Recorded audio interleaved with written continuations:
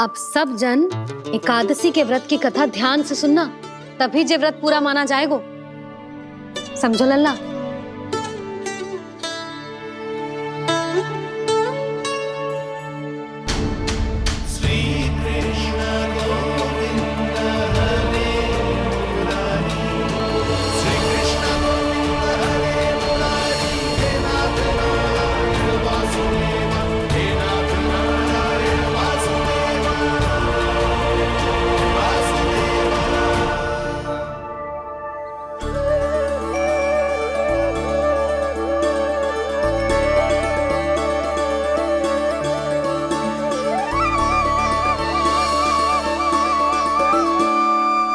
सतयुग में चंद्रावती नाम के नगर में मूरा नाम का एक असुर राज्य करता था। ओम ब्रह्मदेवाय नमः। ओम ब्रह्मदेवाय नमः। ओम ब्रह्मदेवाय नमः। ओम ब्रह्मदेवाय नमः।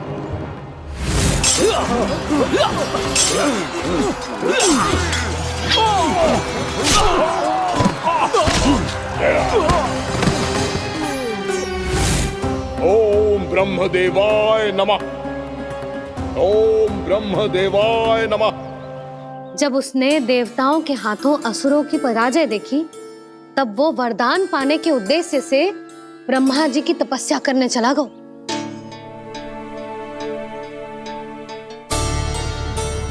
शीघ्र ही मूरा की तपस्या सफल हो गई और ब्रह्मदेव जी उससे प्रसन्न हो गए। ओम ब्रह्मदेवाय नमः। ओम ब्रह्मदेवाय नमः। ओम ब्रह्मदेवाय नमः।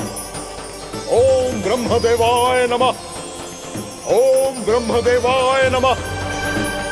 ओम ब्रह्मदेवाय नमः। ओम ब्रह्मदेवाय नमः। ओम ब्रह्मदेवाय नमः। ओम ब्रह्मदेवाय नमः। मूरा, प्रणाम ब्रह्मदेव। तुम्हारी तपस्या सफल हुई। बोलो, तुम्हें क्या वर चाहिए? सृष्टि के रचयिता ब्रह्मदेव, कृपया मुझे ऐसा वरदान दीजिए जिसकी सहायता से मैं त्रिलोकी विजयी बन जाऊं और कोई देवता मुझे पराजित ना कर सके। यहां तक कि देवताओं के रक्षक, सृष्टि के संचालक भगवान श्री विष्णु के लिए भी मैं अपराजय रहूं। तथास्तु, तथास्तु, तथास्तु। प्रणाम ब्रह्मदेव।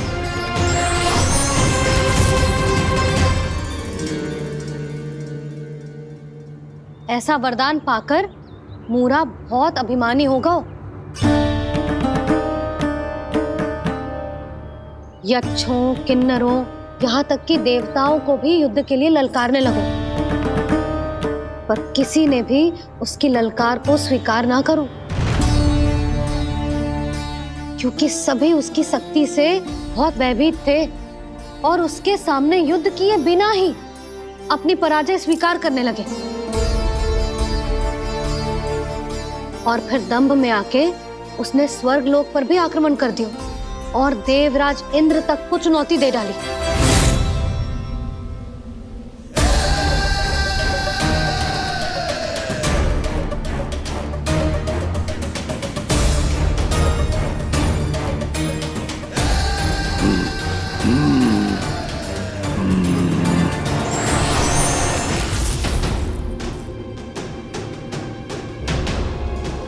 मैं प्रतीक्षा कर रहा हूं देवराज।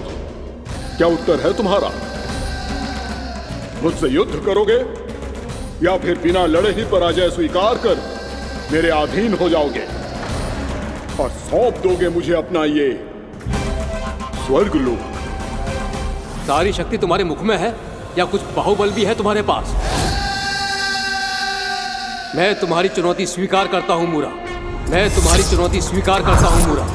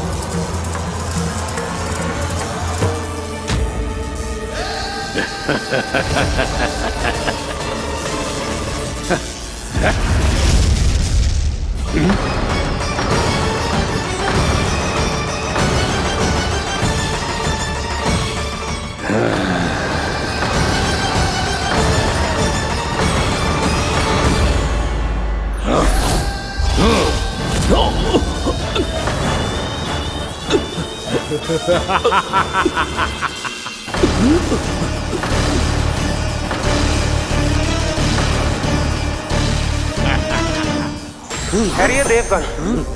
असुर राज मुरा को ब्रह्मदेव का आशीर्वाद प्राप्त है। आप में से कोई भी इन्हें पराजित नहीं कर पाएगा।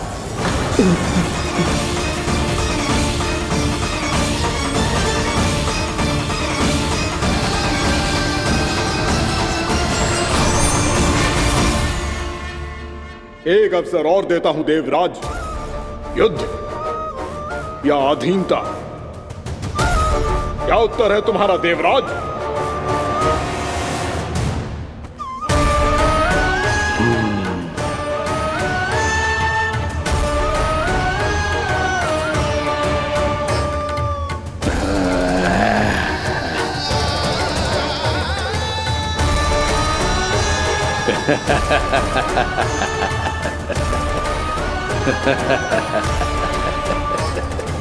इंद्र और सभी देवताओं ने मूरा के आतंक में आके उससे भयभीत होके अपना सिंहासन छोड़ दियो।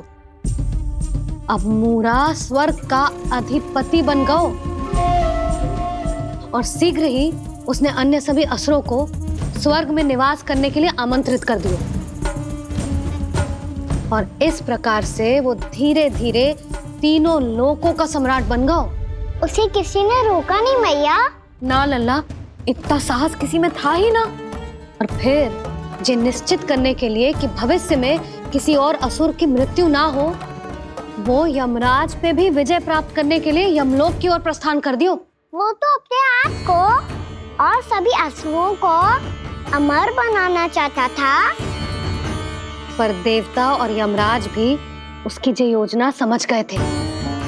इसीलिए उसके आने से पहले ही सारे देवताओं ने श्री नारायण से सहायता के लिए गुहार लगाई।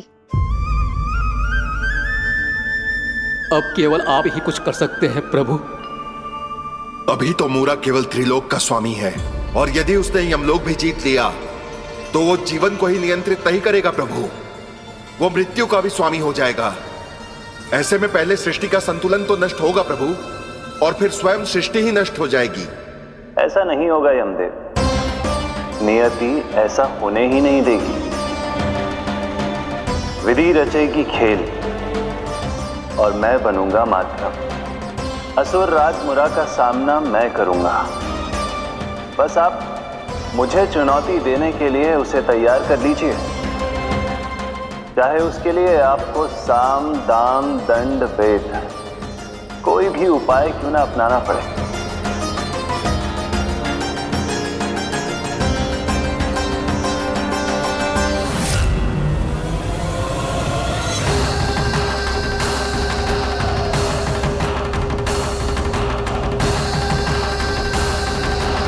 आप तो मेरी प्रतीक्षा में पहले से ही खड़े हैं यमदेव।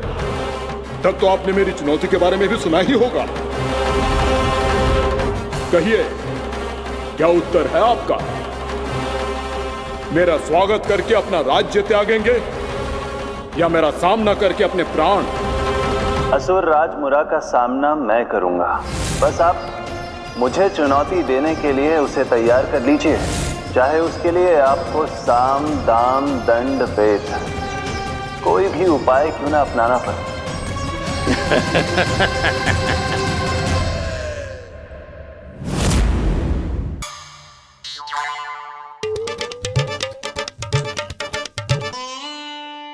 यशोदा, एक बार फिर से सोचकर बताओ कि नारायण आगे थे या कान्हा आगे था?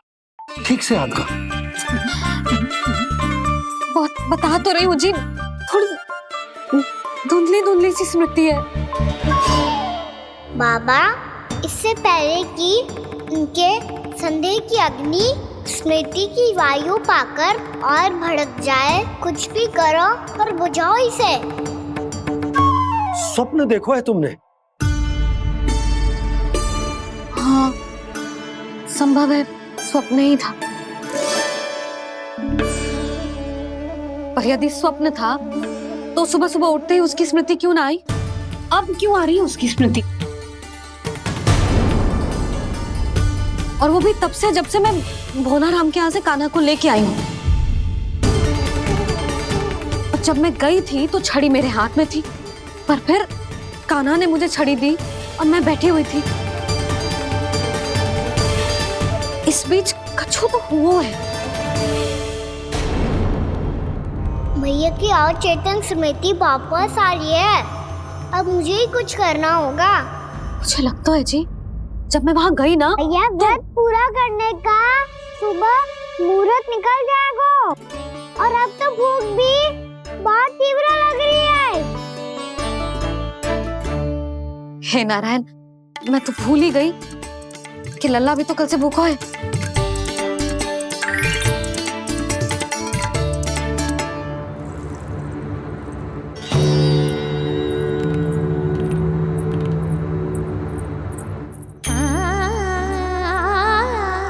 ले, खा।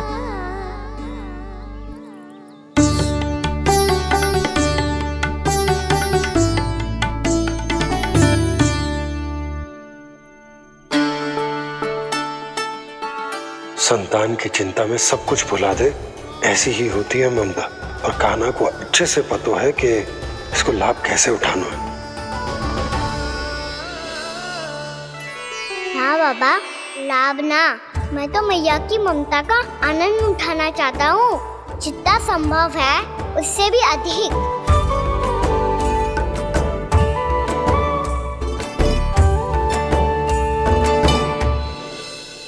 बलराम, कान्हा को फिर से गौचारण आने के लिए केवल तू ही मना सकते है। तुम में ही वो क्षमता है, हमारी टोली के मुख्य गोपालक जो हो तुम। हाँ, और कान्हा के दाव भी तो हो तुम। हाँ, वो तुमको मना ना कर पाएगा। तुझे छोटा होने के नाते तुम्हारे आदेश का पालन तो करना ही चाहिए कान्हा को। चिंता मत करो सखा, मैं कछु कहूँ और कान्हा ना माने, ये तो संभव ही ना है।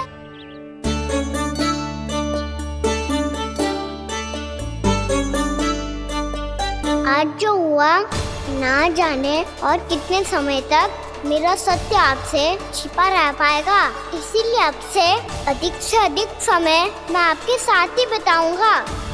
मैंने कह दिया तो समझ लो, पत्थर पे रेखा खिंच गई। कल से कान्हा हम सबके साथ अवश्य आएगा। अपना सारा समय हमारे साथ बिताएगा वो।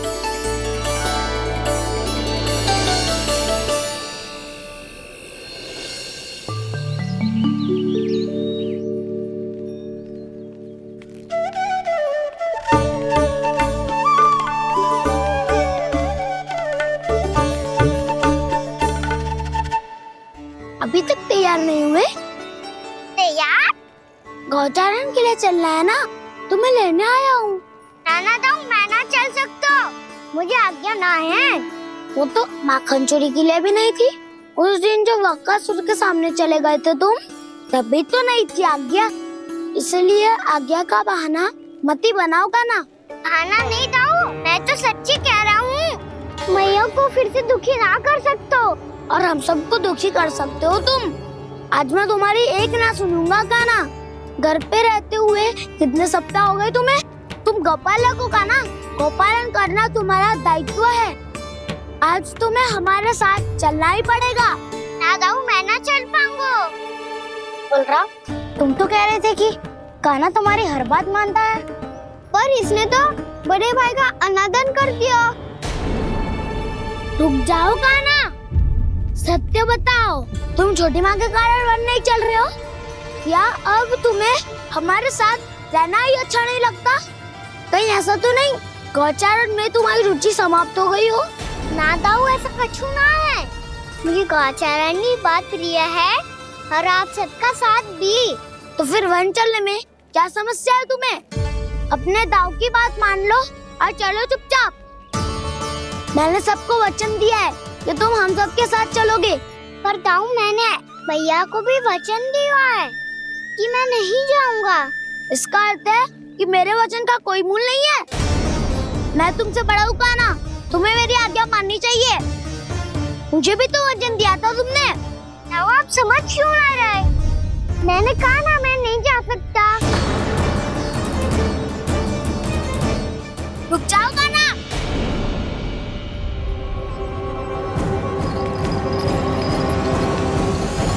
ऐसे कैसे नहीं आ सकते?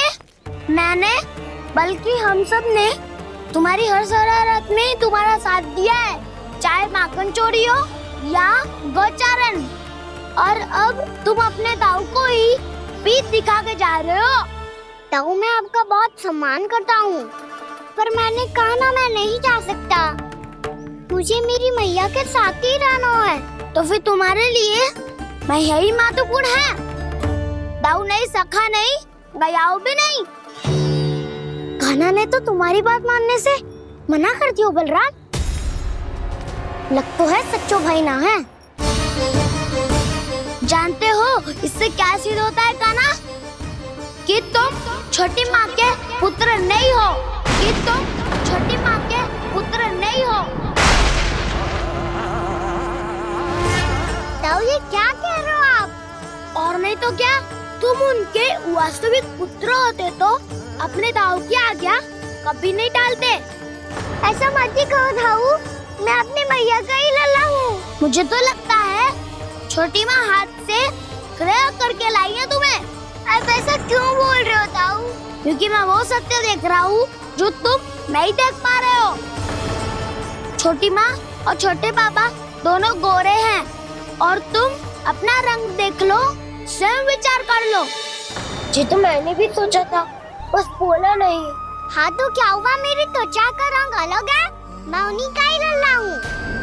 बस धूप में तुम सबके साथ इतना खेला हूँ कि मेरी त्वचा का रंग बदल को है।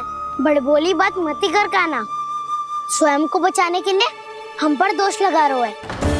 सत्य तो ये है कि तेरी त्वचा सदैव से ऐसी थी कान्हा। लग तो है ये कि बलराम सही कह रहा है। इसका अर्थ है कि सस्ते में नन काका यशोदा काकी इसके हाथ से ग्रेट करके आए हैं। बालक हाथ में थोड़ी ना मिलता है। हमारे घर में जो बछड़ा है उसको तो मेरे बाबा हाथ से ही लाए थे। पर मुझे हाथ से कोई ना लायो है। मैं अपनी मैया का ही लल्ला हूँ, यशोमती मैया का नंदलाला ही हूँ मैं। तुम्हें वन चलना है तो चलो या फिर मत चलो, पर छोटी माँ और छोटे बाबा का लल्ला बनने का स्वांग करने की कोई आवश्यकता नहीं है।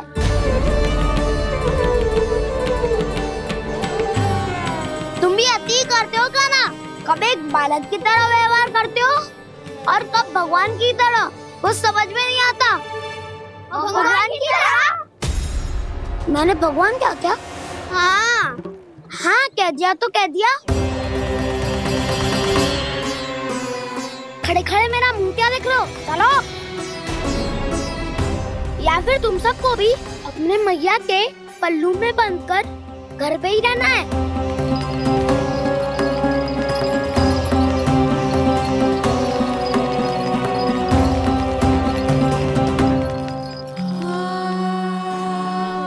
जानते हो इससे क्या सिद्ध होता है कान्हा? कि तुम छोटी माँ के पुत्र नहीं हो, कि तुम छोटी माँ के पुत्र नहीं हो।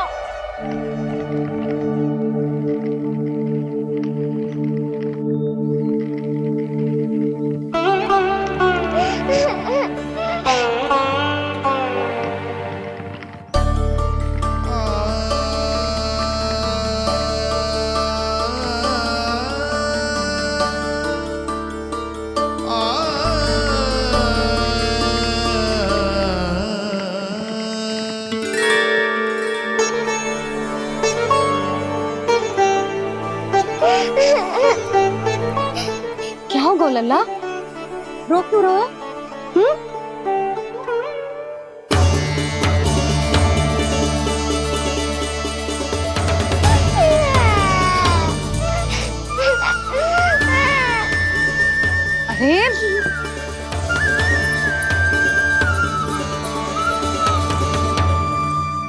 मैया को ना बताए को लल्ला, क्या हुआ? हाँ लल्ला, क्यों रो रहे हो लल्ला? बता, किसी ने कछु कही है क्या? क्या होगा लल्ला? मैं आपका लल्ला ना हूँ।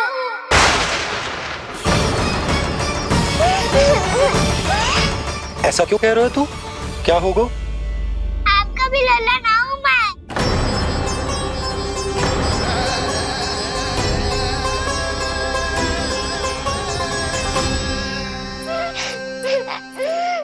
लल्ला, कान्हा, जे क्यों कह रहे हो लल्ला?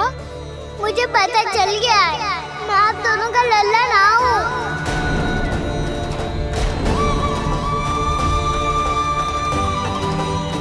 कुछ भी उल्टा सीधा बोल रहे हो।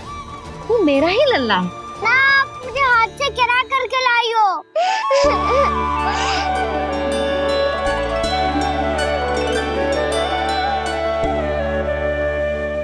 लल्ला, तुझे किसने कही कि हाट में बालक मिलते हैं?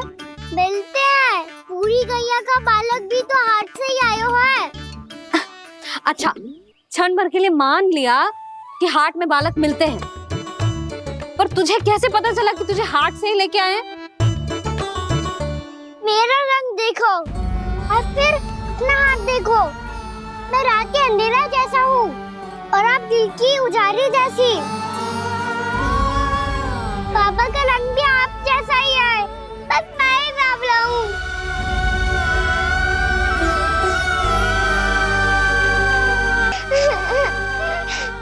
उससे क्या अंतर पड़ता है लल्ला?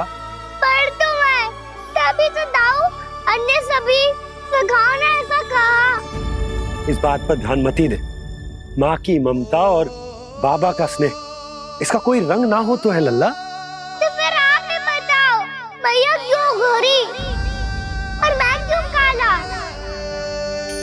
हाट से आया क्रय होके, सुन हो गए कृष्ण धीर। मैया गोरी बाबा गोरे, लल्ला, मैं क्यों तू चल मेरे साथ, अभी सिद्ध हो जाएगा कि तू मेरा ही लल्ला है। चल।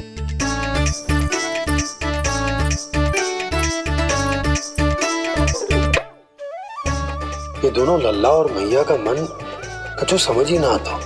कछु ना कछु उटपटांग करते ही रहते हैं दोनों।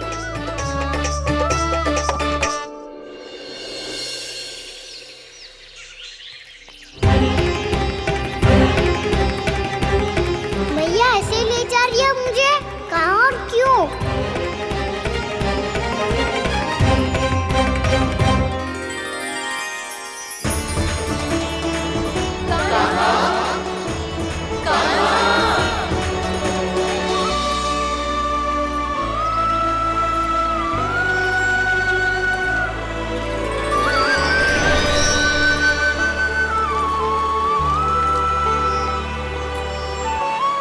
खाना आए हैं, कितने दिनों के बाद खाना आए हैं।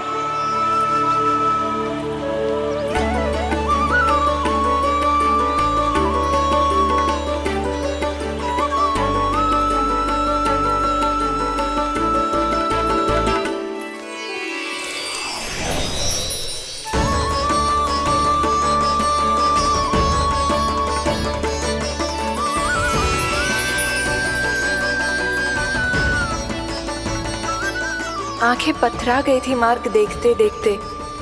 आज बहुत दिनों के बाद आपके दर्शन करके मेरे वन का और मेरे मन का कोना कोना जैसे खिल उठा हो। ताकि मैं यमलोक का स्वामी बन सकूं। फिर आओ, युद्ध भूमि में मेरा सामना करो।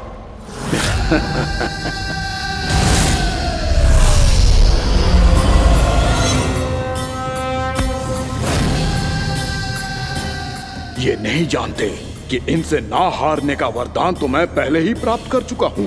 इसलिए युद्ध ठीक से आरंभ हो पाए उससे पहले ही इन्हें जीत लूंगा मैं।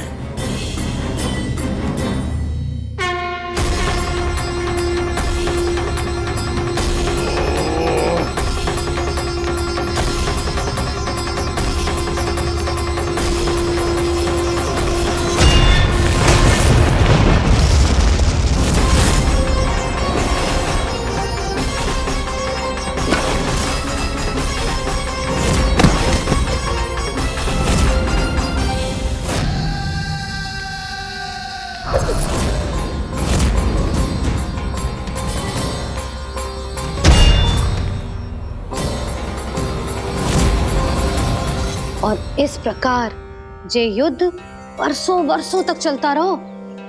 दोनों योद्धा पूरे ब्रह्मांड में अनेक अस्त्रों शस्त्रों के साथ युद्ध करते रहे।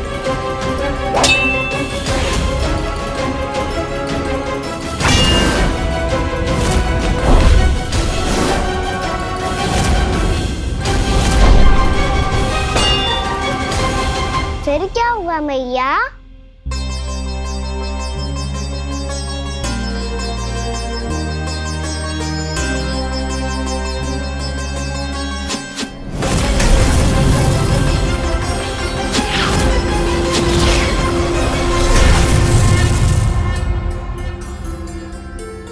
उस युद्ध को कभी समाप्त हुआ हो, पर कैसे?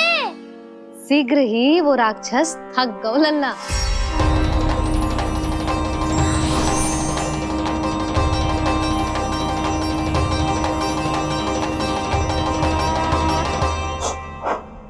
खड़े खड़े देख क्या रहे हैं नारायण? आक्रमण कीजिए, वध कर दीजिए मेरा।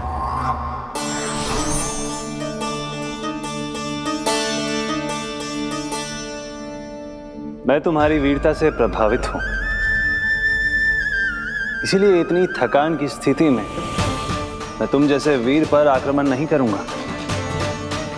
जाओ विश्राम करो। यदि फिर से युद्ध करने की इच्छा हो तो तुम्हारा स्वागत होगा।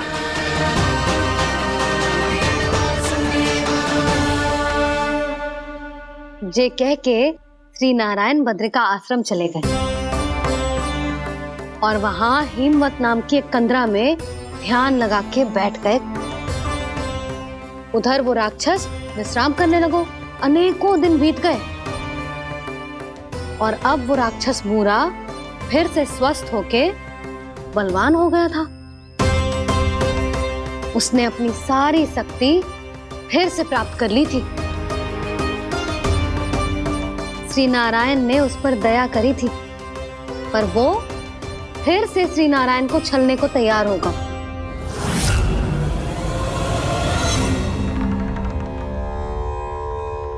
ध्यान में बैठे बैठे श्री नारायण योग निद्रा में चले गए,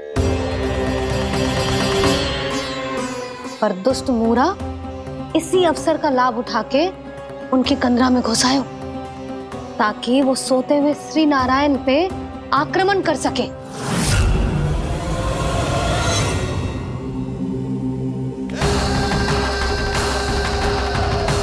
आज इस लंबे युद्ध को जीतकर अपने इस अंतिम शत्रु का भी अंत कर दूंगा मैं।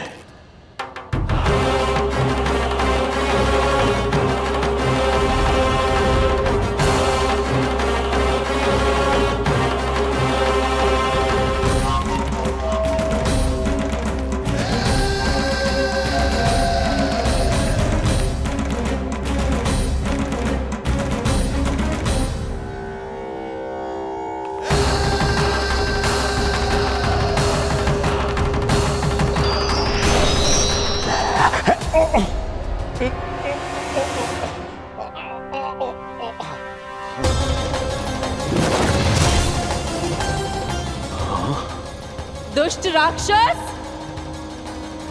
प्रभु ने तुझ पर दया की, तुझे संभलने का अवसर दिया।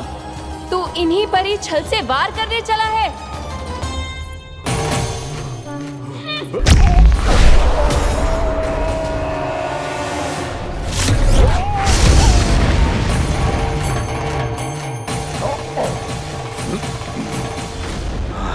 मैं अजय हूँ, मुझे कोई पराजित नहीं कर सकता। ब्रह्मा का वरदान है मुझे।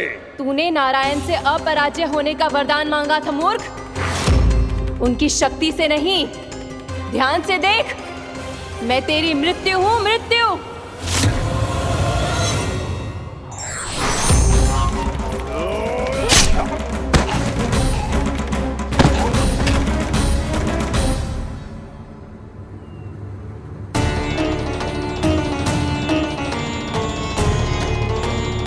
वो देवी कौन थी छोटी माँ? और कौन बलराम, वही तो थी देवी एकादशी।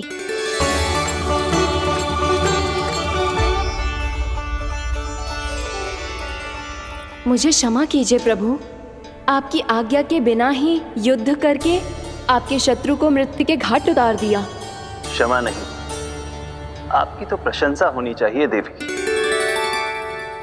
असुर राज को मारकर आपने सभी देवताओं को मुक्त करवाया है। इस पापी के अहंकार से तीनों लोकों की रक्षा की है आपने। आप एकादशी की तिथि पर मेरी एकादश इंद्रियों से उत्पन्न हुई हैं। इसीलिए मेरे सभी भक्त आपको उत्पन्न एकादशी के नाम से जानेंगे। सभी तिथियों में आपका स्थान सर्वश्रेष्ठ होगा। जिस तरह आपने राक्षस के आक्रमण से मेरी रक्षा की है, उसी प्रकार एकादशी के दिन व्रत करके जो भी भक्त आपकी कथा सुनेगा, मैं स्वयं उसकी रक्षा करूंगा। जो आपकी पूजा करेगा उसे मेरी विशेष कृपा प्राप्त होगी और उसके साथ साथ उसे मिलेगा धन, सिद्धि और मोक्ष।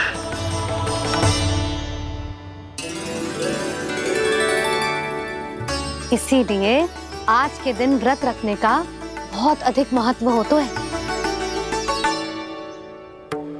बोलो एकादशी मैया की जय। बोलो श्री नारायण भगवान की जय।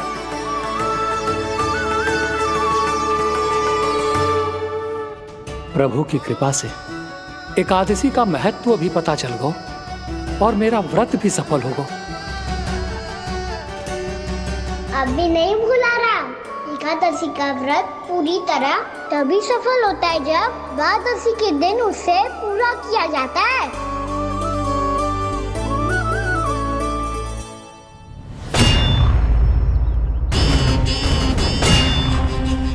आवश्यक है आपको यह आभास होना कि उस विष्णु अवतार को पराजित करने के लिए आपके साधारण योद्धाओं में वो सामर्थ्य नहीं है। वो विष्णु अवतार कुछ अधिक ही असाधारण है।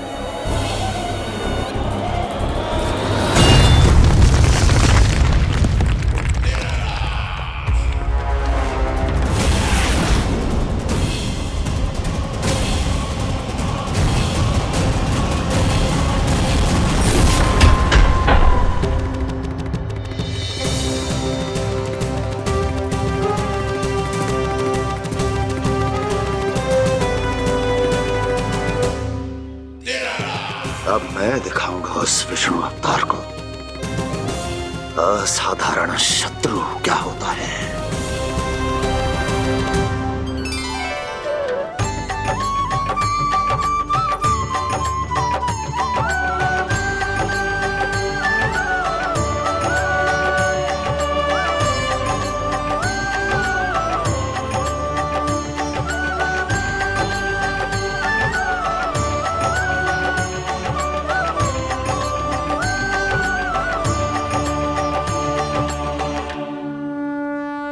मामा अधीर हो रहे हैं, पर मैया ने मुझे अभी तक बाहर जाने की आज्ञा नहीं दी है। अभी उन्हें किसी और राक्षस को यहाँ भेजने से रोकने के लिए मुझे ही कुछ करना होगा।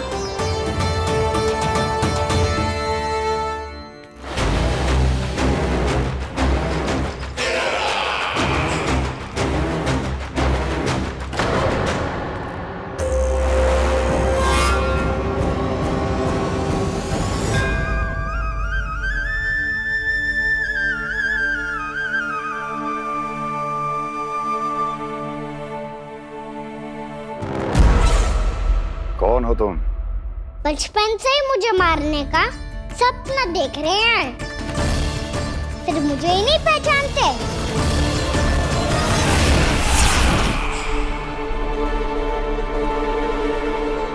बचपन से विष्णु अवतार। कोई कान्हा बुलाता है तो कोई मुरलीधर पुकारता है, कोई माखन चोर कहता है, कोई कहता है चिच्चोर।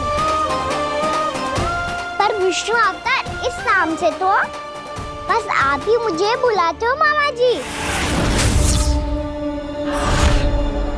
इतना साहस कि तू यहां आ गया।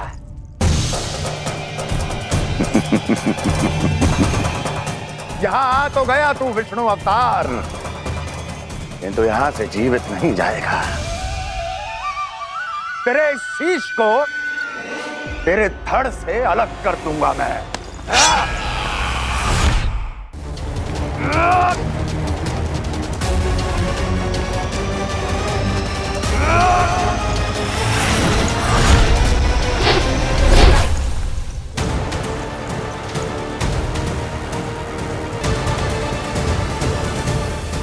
कहाँ देख रहे हो मामा जी? मैं तैयार हूँ।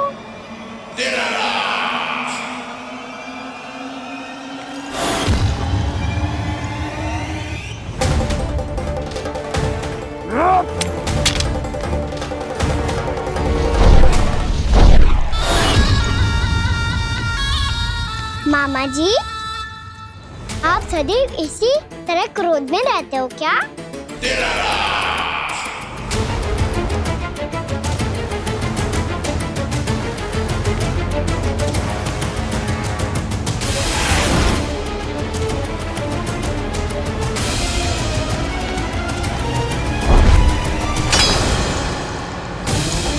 छोड़ छोड़ मेरी तलवार को। छोड़ो तो तब जब पकड़ा हूँ।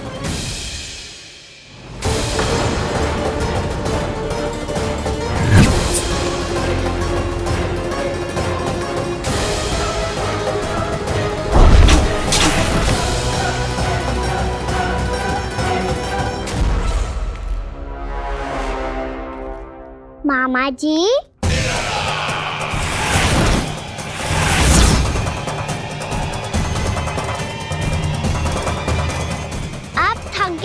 थोड़ा विश्राम कर लो। आपका तो पता नहीं, मैं अवश्य थक गया हूँ।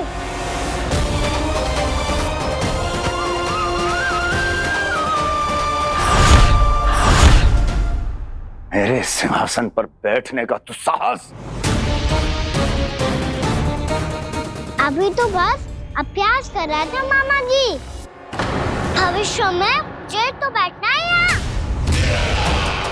आपने बल प्रयोग करके से अपने पिताजी से छीना था। मैं आपसे छीन लूंगा। जो छल और बल से लिया जाए वो अधिक समय तक टिकता नहीं है मामा जी।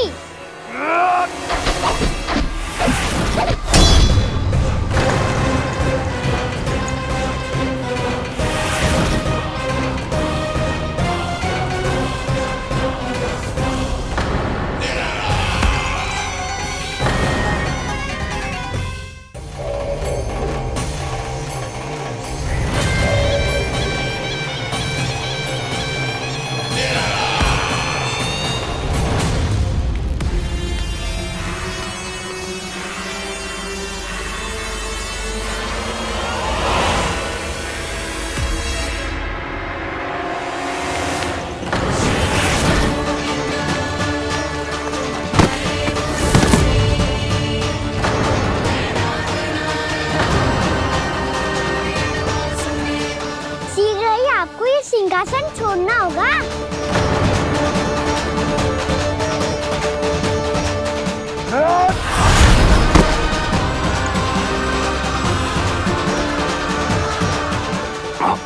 वो मेरा सिंहासन छीनना चाहता। वो आ रहा है, वो आ रहा है। सैनिकों, दुर्जन, बंद कर दो सभी द्वार और झरों के, सब के सब। इसकी हर संभावना पर इतना कड़ा पहरा बिठा दो कि ना तो कोई महल के भीतर आ सके, ना कोई बाहर जा सके। मुझे महल की चप्पे चप्पे की सूचना चाहिए। जाओ।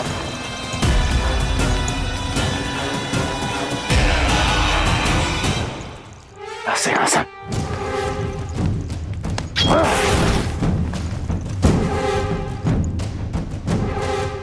अब आ, दुष्ट मायावी, ए छलिया विष्णु अवतार, मैं कंस तेरी प्रतीक्षा कर रहा हूँ। देखता हूँ मेरे सिंहासन पर कैसे बैठता है तू।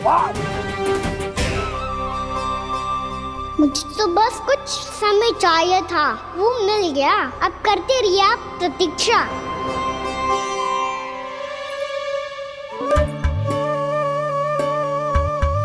जी अपने आप से बातें क्यों कर रहे हैं जी?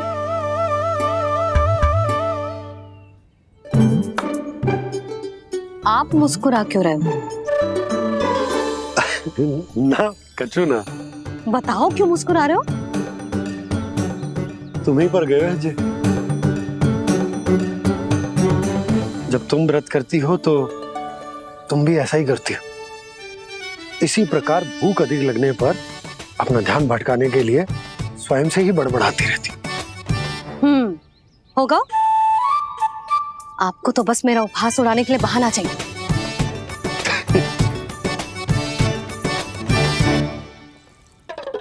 लल्ला, भूख लगी है? ना मैया, व्रत करे तो भूख कैसे लगेगी?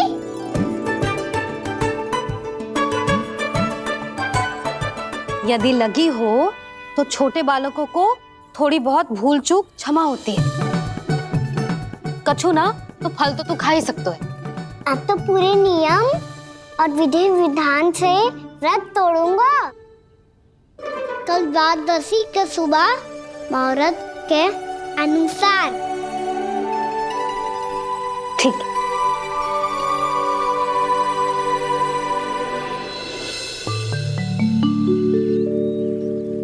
लल्ला, एकादशी समाप्त हो गई है, द्वादशी लग गई है। अब तू व्रत तोड़ सकते है। भोजन कर ले। ले।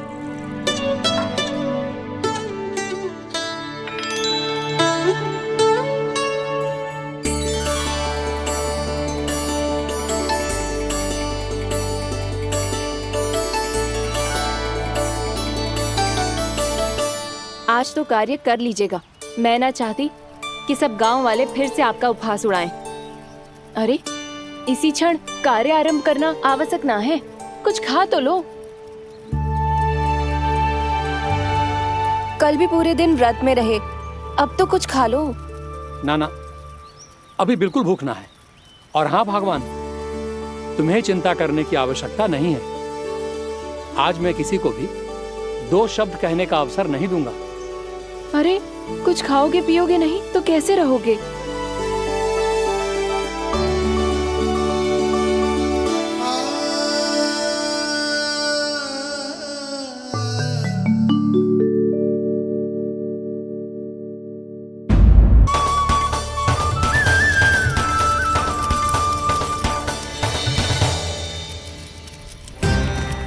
हरि हरि प्रभु हरि, हरि हरि प्रभु हरि, हरि हरि प्रभु हरि, हरि हरि प्रभु हरि। कल से अन्न का एक दाना ना गो है पेट में। अब क्या व्रत तुड़वाने भी आपके प्रभु ही आएंगे? अब क्या व्रत तुड़वाने भी आपके प्रभु ही आएंगे? मैया,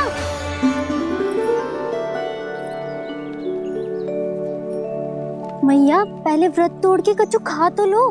अभी ना, लौट के आने के बाद। हाँ,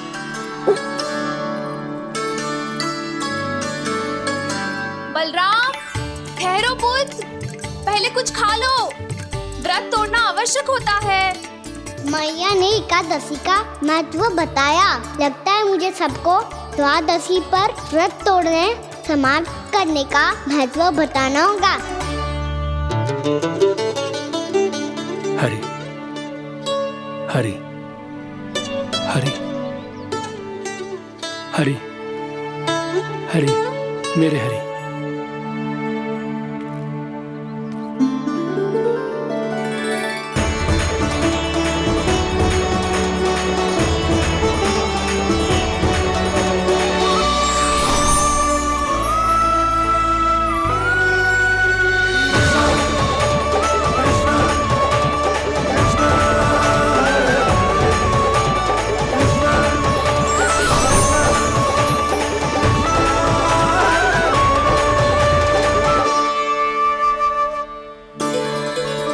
अभी अभी तो मैंने बच्चों की माँ को वचन दिया था कि आज किसी को शिकायत करने का अवसर ना दूंगा, और अब मैं प्रभु श्री हरि की कल्पना जसोमती रानी के लल्ला में ही करने लगा। ना ना, ये ठीक ना है।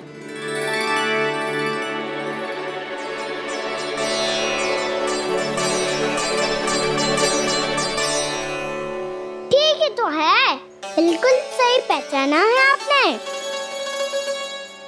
बड़े तो बड़े, अब तो बालक भी हमारा उपहास उड़ाने लगे। मैं आपका उपहास नहीं उड़ाने आया, मैं तो आपके एकादशी के व्रत को पूरा कराने आया हूँ।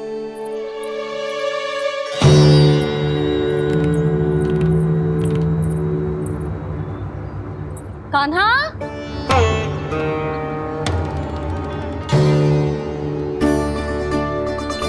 तो ये रे आपकी छड़ी और ये रे मेरी पीठ। सेक देना ताकड़ तोड़। आज तो इसकी पीठ सेक के रहूंगी मैं। मैया घर पे भूखी मुझे ढूंढ रही होगी। लो आज द्वादशी के दिन पहले प्रहर में भोजन करके अपना एकादशी का व्रत पूरा करो आप। धन्यवाद राजकुमार, पर अभी हमें भूख नहीं है।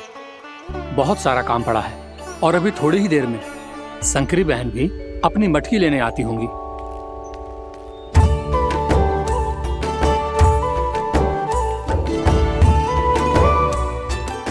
पर मैं आपका व्रत पूरा कराए बिना नहीं जा सकता। भला क्यों? भक्त भूखा रहे और भगवान खा ले, ऐसा हो सकता है भला?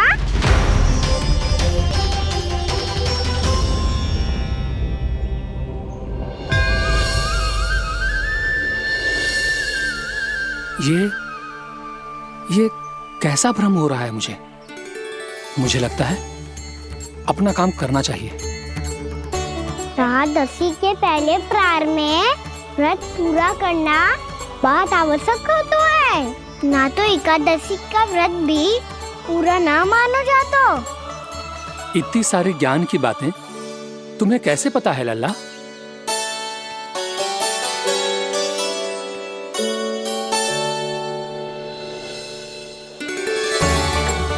जैसे एकादशी की कथा होती है, वैसे द्वादशी की महिमा भी एक बहुत महत्वपूर्ण कथा है।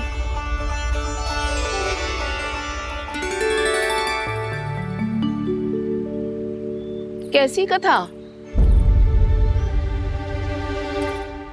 बिल्कुल सही समय पे आई हो आप, क्योंकि आपको ये कथा आपको अवश्य सुननी चाहिए।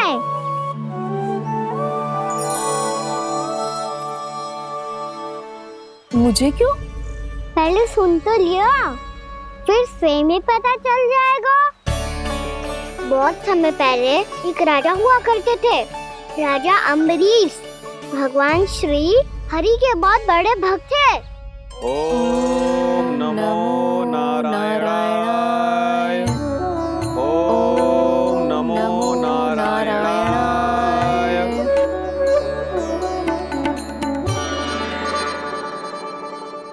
नेक पुण्य के काम करते थे वो। अपनी पत्नी के साथ हरि का नाम जपते रहते थे। उन्होंने 12 माह एकादशी का व्रत करो निर्जल पास किया, और जब उनकी 12वीं एकादशी का व्रत द्वादशी के दिन तोड़ने का समय हुआ, तभी महर्षि दुर्वासा अपनी 100 शिष्यों के साथ उनके महल में पधारे।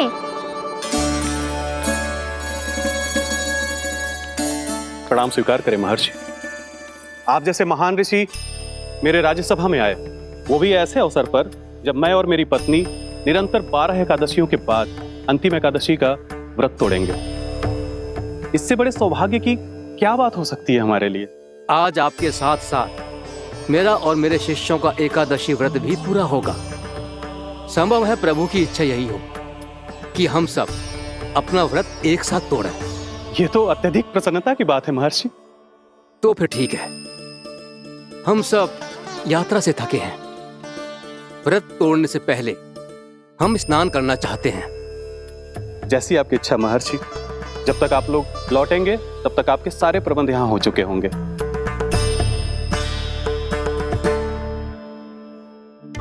महर्षि दुर्वासा स्नान करने गए थे, पर उन्हें लौटने में विलंब हो रहा था, और इधर द्वादशी पर व्रत पूरा करने का मुहूर्त बीता जा रहा था। महाराज अमरीश बड़ी विरगता के साथ महर्षि दुर्वासा के लौटने की प्रतीक्षा कर रहे थे। महाराज, व्रत तोड़ने का मुहूर्त बीता जा रहा है, बस कुछ ही समय बचा है। महर्षि और उनके शिष्यों को लौटने में न जाने कितना समय लग जाएगा। मेरा सुझाव है कि आप मुहूर्त समाप्त होने से पहले व्रत अवश्य तोड़ लें। गुरुदेव, हमने महर्षि दुर्वासा को वचन दिया है कि जब तक वो लौटेंगे नहीं तब तक हम व्रत नहीं तोड़ेंगे। इसीलिए मैं उनके लौटने के बाद ही भोजन ग्रहण करूंगा। पर महाराज, मुहूर्त यदि बीत गया और समय रहते हुए नहीं आए तो महाराज आपका व्रत पूरा नहीं होगा। महाराज, आपको उसका फल नहीं मिलेगा। महाराज, 12 एकादशियों का व्रत व्यर्थ चला जाएगा। किंतु गुरुदेव, यदि मैंने भोजन कर लिया तो ये तो अतिथियों का अपमान होगा। आप उचित कह रहे हैं महाराज, भोजन के लिए उनकी प्रतीक्षा अवश्य कीजिए महाराज। पर मुहूर्त रहते हुए एक तुलसी का पत्ता और जल ग्रहण कर लीजिए। इससे आपका व्रत भी पूरा हो जाएगा और अतिथि का मान भी रह जाएगा। आपका सुझाव अच्छा है गुरुदेव।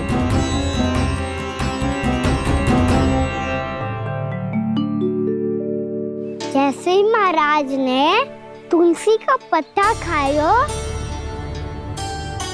वैसे ही महर्षि दुर्वासा लौट आए। महाराज,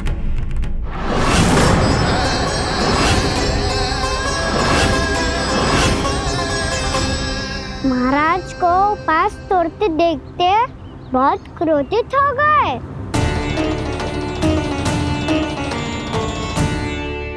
बहुत बड़े भक्त हैं आप, परंतु आप ये नहीं जानते अपने अतिथियों के साथ कैसा व्यवहार करना चाहिए। आपने हमें साथ भोजन करने का वचन दिया था, पर अपना व्रत क्यों तोड़ा आपने? महर्षि, मैंने भोजन नहीं ग्रहण किया। कहीं मुहूर्त न निकल जाए इस कारण मैंने एक तुलसी का पत्ता ग्रहण कर लिया। 56 भोग खाया हो या एक पत्ता, अपना व्रत तोड़कर अतिथियों का अपमान किया है, मेरा अपमान किया है। अब आपको दंड भोगना होगा ताकि आप सीख पाएं कि अतिथियों के साथ कैसा व्यवहार होना चाहिए। महर्षि, आप जो भी दंड मुझे देंगे मुझे स्वीकार है, किंतु आप क्रोधित मत होइए। क्रोध का कारण आपने दिया है महाराज। एक महर्षि का अपमान करके राक्षसी प्रवृत्ति का परिचय दिया है आपने। इसीलिए अब एक राक्षसी आपको दंड देगी।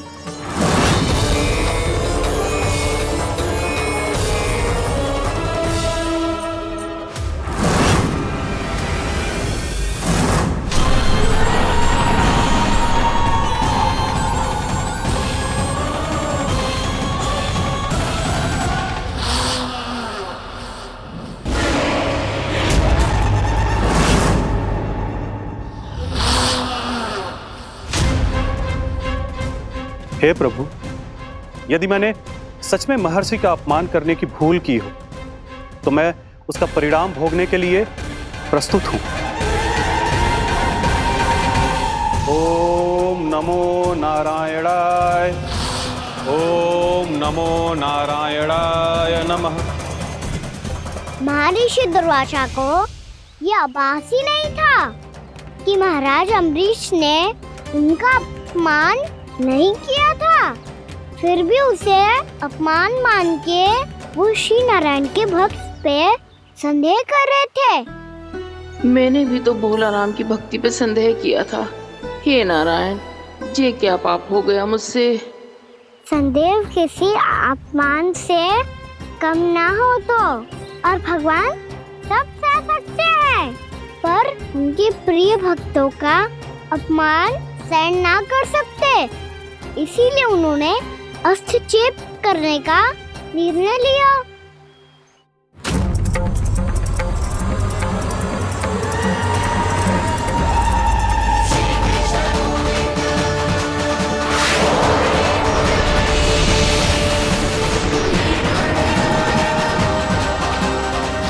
ओम नमो नारायणाय।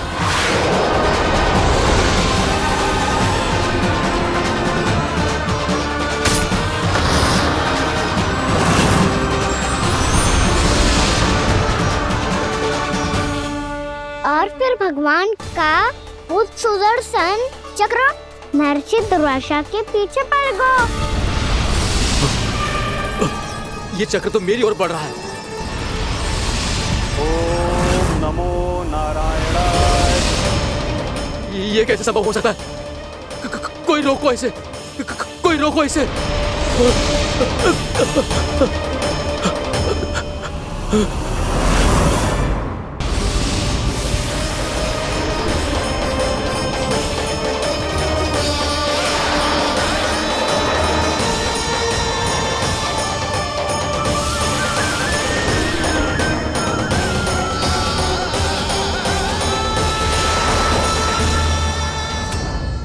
चक्र से अपने प्राण कैसे तैसे बचाते बचाते महर्षि दुर्वासा ब्रह्मलोक जा पहुँचे। ब्रह्मदेव रक्षा कीजिए, ब्रह्मदेव सहायता कीजिए, मुझे बचाइए ब्रह्मदेव, रक्षा कीजिए। ये सुदर्शन चक्र मेरे प्राणों के पीछे पड़ गया है, मुझे बचाइए ब्रह्मदेव, मुझे बचाइए। महर्षि, मैं चाहकर भी आपकी सहायता नहीं कर सकता। ऐसी स्थिति में यदि कोई कुछ कर सकते हैं तो वो है सुदर्शन चक्र के स्वामी विष्णु, क्योंकि सृष्टि में केवल वही है जो इसे नियंत्रित कर सकते हैं। वो ही इसे वापस लौटने का आदेश देकर आपके प्राणों पर छाए हुए संकट को दूर कर सकते हैं। किंतु हां, मैं सुदर्शन चक्र से इतना अवश्य कहूंगा कि जब तक आप विष्णु लोक में पहुंच नहीं जाते, वो आपको किसी भी प्रकार की हानि ना पहुंचाए। आपका बहुत बहुत धन्यवाद, आपकी सदा ही जय हो।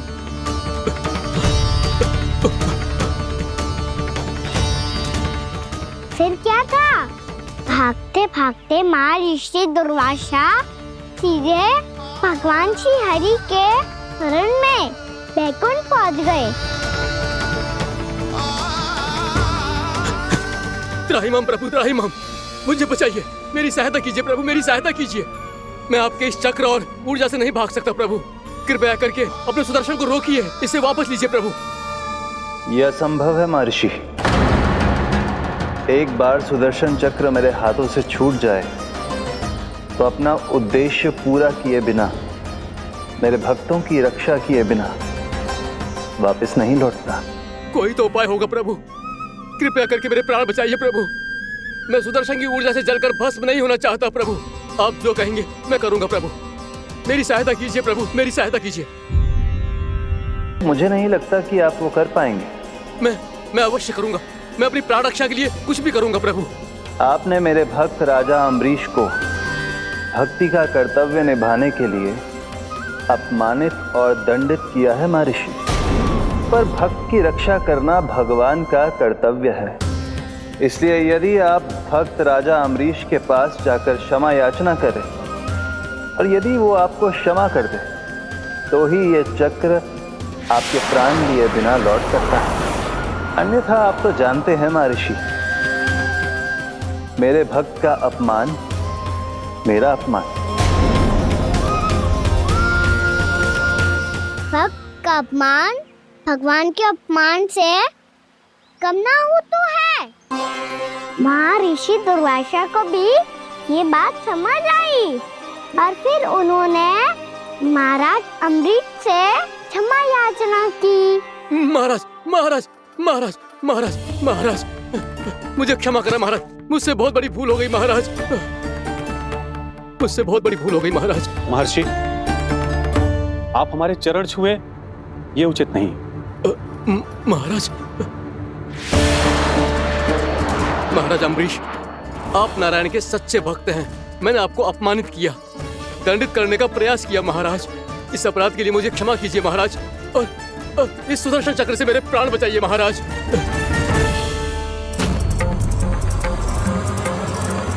हे महान सुदर्शन, यदि महर्षि के लिए मेरे हृदय में अभी भी वही सम्मान और प्रेम हो जो इनके प्रथम आगमन पे था, तो कृपया आप अपने धाम वापस लौट जाइए।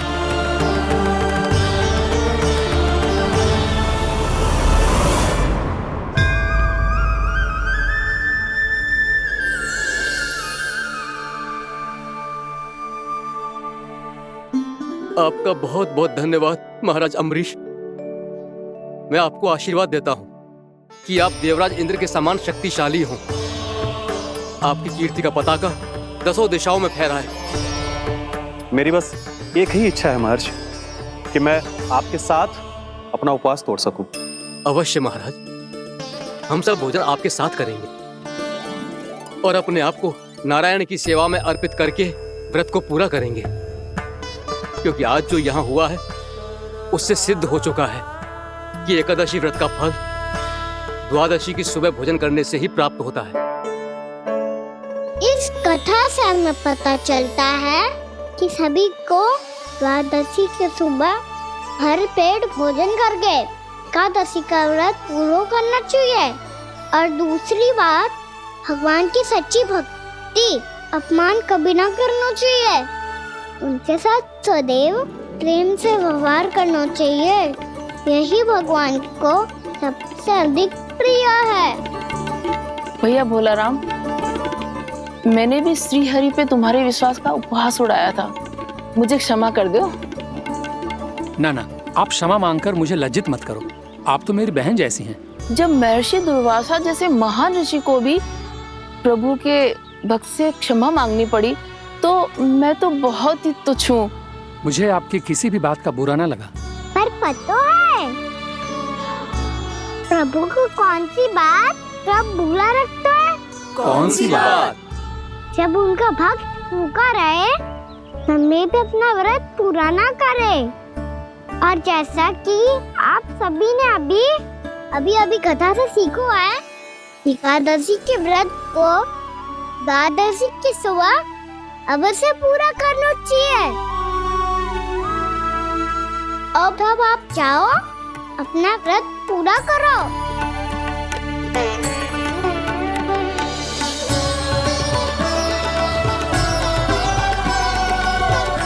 मैं आपके लिए जल लेके आती हूँ।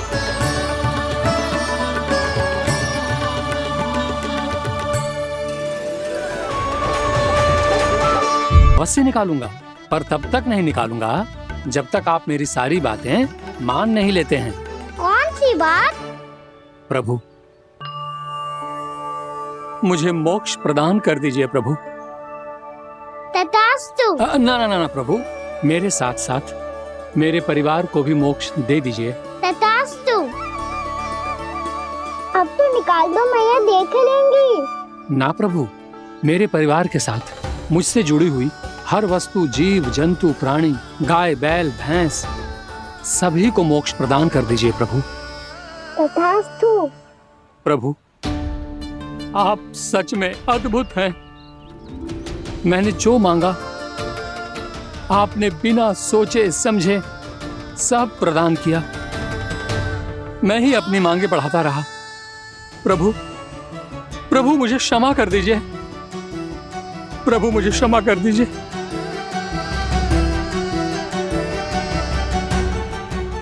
आइए प्रभु।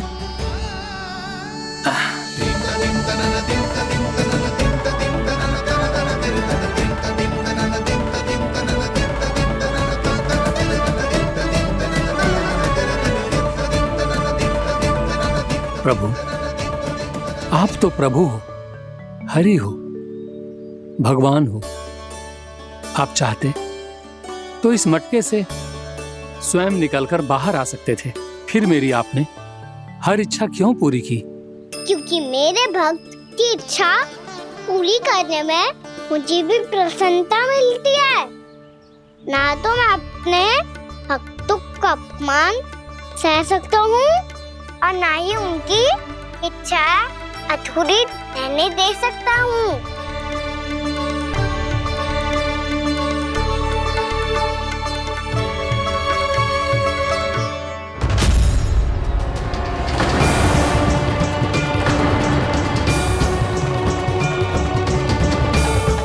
क्या कही थी तूने? हाँ, कि तू फिर से छल ना करेगा। फिर मुझे बिना बताए घर से बाहर कैसे निकलो? क्षमा करना मैया, पर जो आपने सिखाया था मैंने तो उसी का ही पालन करो है। फिर से चतुराई कर रहे हो है ना? हाँ? आप ही ने तो कही थी ना, यदि कछु करने से किसी को हानि ना पहुंच रही हो या फिर किसी अच्छे कार्य में सहायता हो रही हो तो आज्ञा लेने की आवश्यकता ना होती। यदि तेरे कछु करने से किसी और की कोई हानि ना हो रही हो या किसी के अच्छे कार्य में सहायता हो रही हो तो मुझसे आज्ञा लेने की आवश्यकता ना है। तो किस अच्छे कार्य के लिए आया है यहाँ? एकादशी की सुबह एकादशी का व्रत खोल के भोजन करा जाता है। ये बात ना तो भोला काका को पता थी, ना शंकरी मासी को और ना ही किसी और को। और तुझे पता थी? हाँ, मेरी मैया ने बहुत अच्छे से सिखाया है मुझे। जैसे कल तूने एकादशी कथा सुनाई थी ना, आज वैसे ही तेरे लल्ला ने सबको द्वादशी कथा सुनाई है। सच्ची यशोदा रानी जी, इसने तो हमारी आंखें ही खोल दी। और भाभी, सच तो ये है कि मुझे भी ना पता था कि ये इतना बड़ा ज्ञानी है और इतना अधिक समझदार।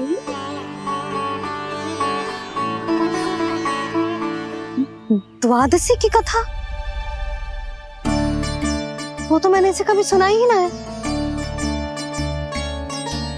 फिर इसे कैसे पता थी? रानी जी, जो स्वयं भगवान हैं, भला उन्हें कैसे कुछ नहीं पता होगा। मैंने तो इन्हें पहचान लिया, और हाँ, आप सब लोग भी इन्हें अपने अंतर्मन की आंखों से देखिए। हो सकता है इन्हें पहचान पाएं। ये कोई और नहीं है, श्री नारायण है, मेरे श्री हरि, मेरे प्रभु। जय श्री हरि।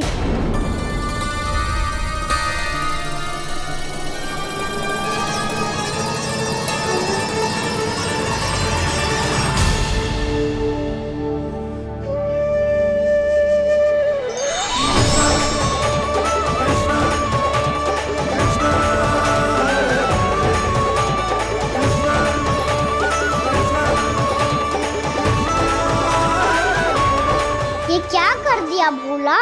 जिस रास्ते को मैंने इतनी कठिनाई से बचा के रखा था, सबके सामने उसे उजागर कर दिया तुमने।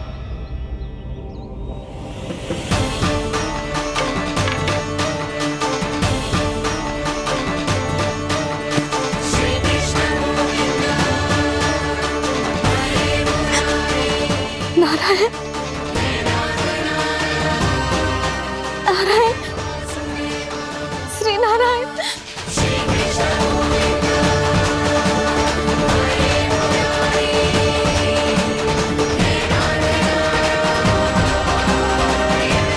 श्री नारायण।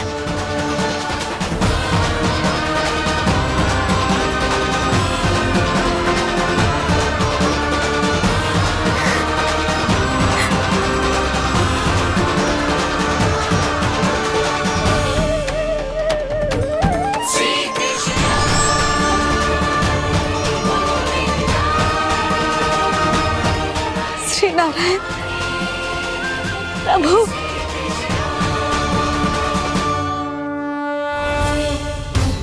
जिस रास्ते को इतने यत्न से संभाल के रखा था, आज वो सबके सामने खुल गया। और तो और मेरा भेद मैया को भी पता चल गया। बाबा सब कहते रहे, पर मैंने एक न मानी। सबने कही थी कि आप भगवान हैं,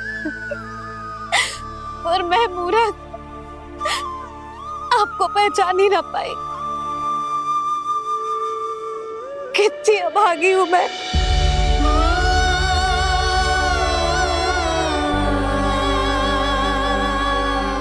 जिस मुंह से मुझे आपकी महिमा गानी चाहिए थी, उसी मुंह से मैंने आपको डांटा है।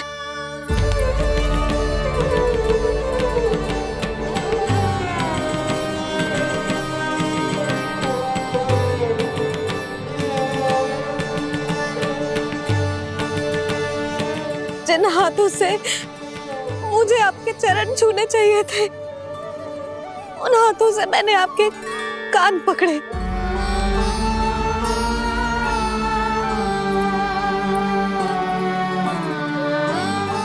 मुझे तो आपकी सेवा करनी चाहिए थी प्रभु, और मैंने आपको दंड दियो, आपको घर से बांध दियो।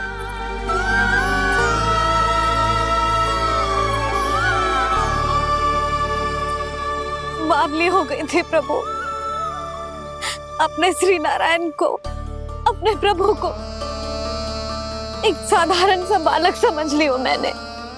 मैं आपके लिए भगवान नहीं हूँ मैया, साधारण बालक ही हूँ, बस आपका लल्ला। बुद्धि भ्रष्ट हो गई थी, भूल पर भूल करती चली गई। आज भी आपके पीछे पीछे छड़ी लेकर दौड़ी चली आई।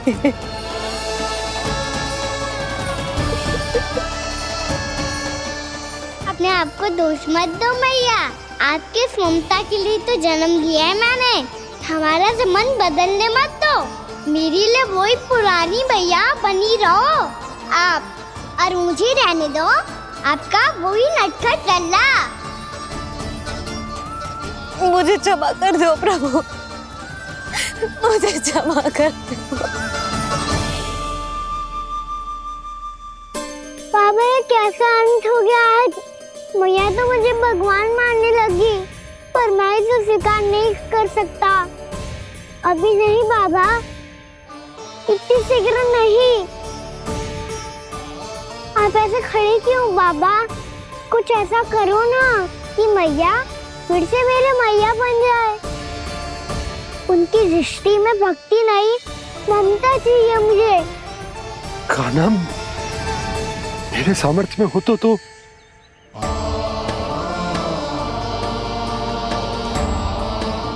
दाऊ, आप तो बड़े भाई हो, अपने छोटे भाई की सहायता करो ना, जिससे मैया सब कुछ भूल जाए। मैं क्या कर सकता हूँ कान्हा? कोई तो सहायता करो मेरी।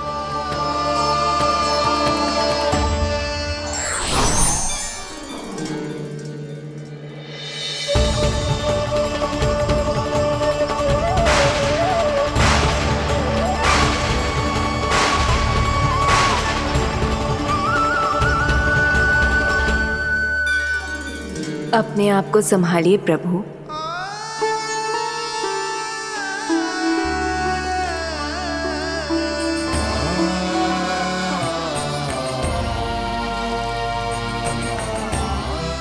देखो ये क्या हो गया, भैया को सब पता चल गया।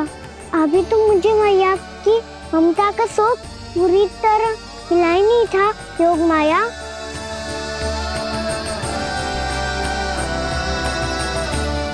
मेरी सहायता करो ना। कितनी अद्भुत है ममता की शक्ति। भगवान को भी एक साधारण बालक बना देती है। बालक की बना रहना चाहता हूँ मैं, नहीं चाहता दिव्य होना, नहीं चाहता भगवान बनना। बस मैया की गोद में रहकर ममता की रस से सेम को भी घनो चाहता हूँ। इनकी डांट फटकार का सुख पाना चाहता हूँ। कुछ भी करे योग माया, पर इन सबको भुला दो मेरा सत्य।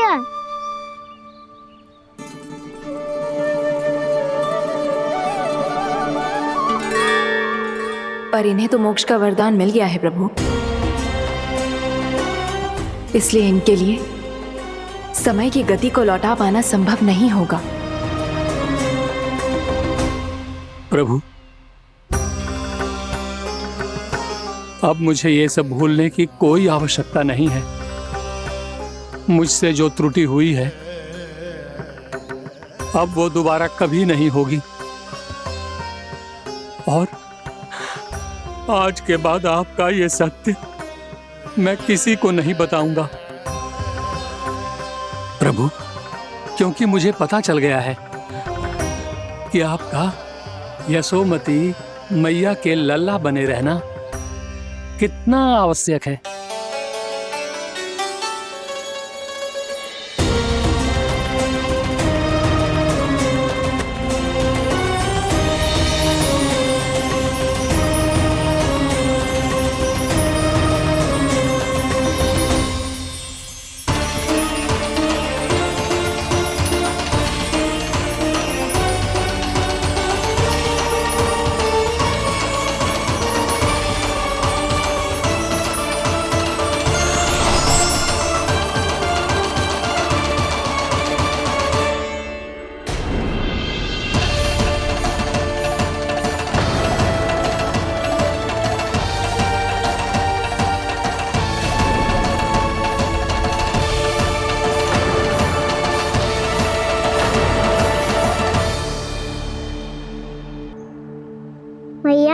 छड़ी।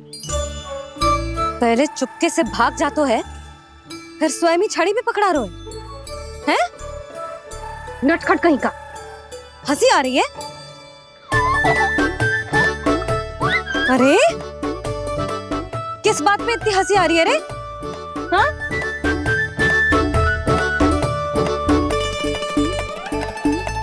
आपकी लीला अद्भुत है प्रभु, और अद्भुत है आपका मैया के प्रति प्रेम। हंसी ना है मैया, ये तो प्रसन्नता है, अपने मैया से मिल जाने की प्रसन्नता। अच्छा, ढूंढ मैं तुझे रही हूँ और तू कह रहे हो कि मैं मिल गई तुझे। तू घर चल लल्ला, अच्छे से पिटाई करूंगी तेरी।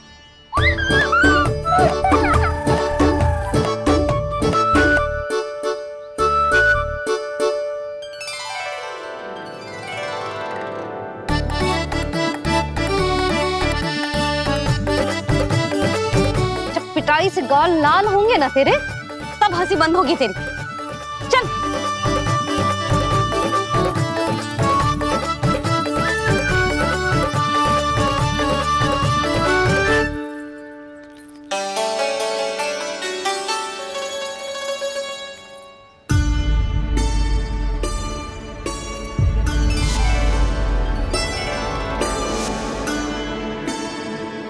लगता है भैया की और चतन स्मृति वापस आ रही है।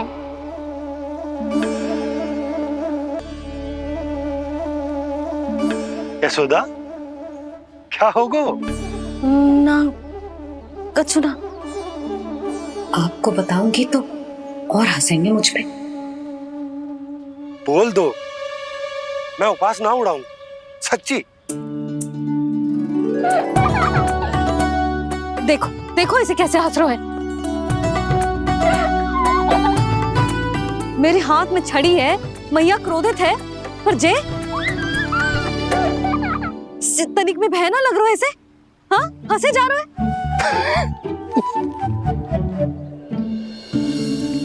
दोनों बाबा लल्ला एक जैसे हो। चल तू, चल चल। दाऊ, आप तो बड़े भाई हो, अपने छोटे भाई की सहायता करो ना, जिससे मैया सब कुछ भूल जाए। सुबल, तू कछु खा क्यों ना रहो है? व्रत ही करना था तो बलराम के जैसे कल कर ले तो। कल तो एकादशी भी थी। कान्हा के बिना कछु करने का मेरा मन ही ना कर तो।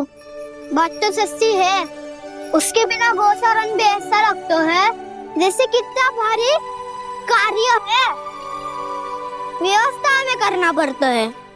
सही कह रहे हो तुम दोनों। मैं तो गोपालक भी इसलिए बना था ताकि कान्हा के संग खेलने को मिल जाए। बलराम तो हमारा सगा कम और मुख्य अधिक है।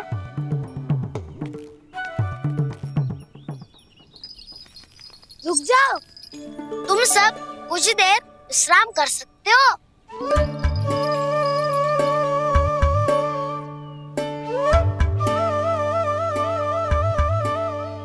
तू बोल। ना मैं ना बोलूंगा, तुम दोनों ही बोलो।